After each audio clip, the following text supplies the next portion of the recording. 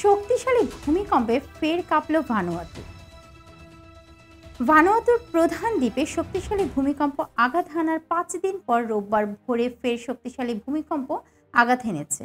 এবারে ভূমিকম্পের মাত্রা ছিল ৬.১। খবর এএফপির।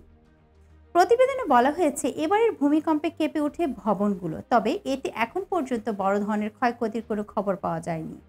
এর আগে গত সপ্তাহে ভানুয়াতুতে ভূমিকম্পে ব্যাপক ধ্বংসযজ্ঞ হয়েছে। প্রাণহানি ঘটেছে অন্তত ১২ জনের।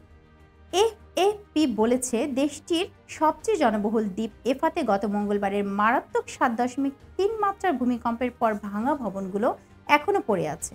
রাজধানী পোর্ট ডিলার এবং এর আশপাশে ভূমিধস শুরু হয়েছে। সর্বশেষ ভূমিকম্পটি ৪০ কিলোমিটার ২৫ মাইল গভীরতায় ঘটেছে এবং এটি রাজধানীর প্রায় ৩০ কিলোমিটার পশ্চিমে অবস্থিত ছিল, যা একটি আফটার শকের স্ট্রিং দ্বারা কেঁপে উঠেছে। এএফপি জানিয়েছে, রোববার রাতে ভূমিকম্পটি আঘাত হানে। এতে কোনো সুনামি সতর্কতা জারি করা হয়নি।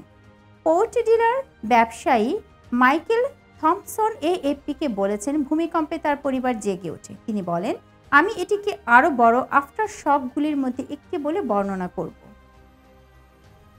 এই ছিল এখনকার মতো। পরবর্তী খবর দেখার আমন্ত্রণ জানিয়ে শেষ করছি। আল্লাহ হাফেজ।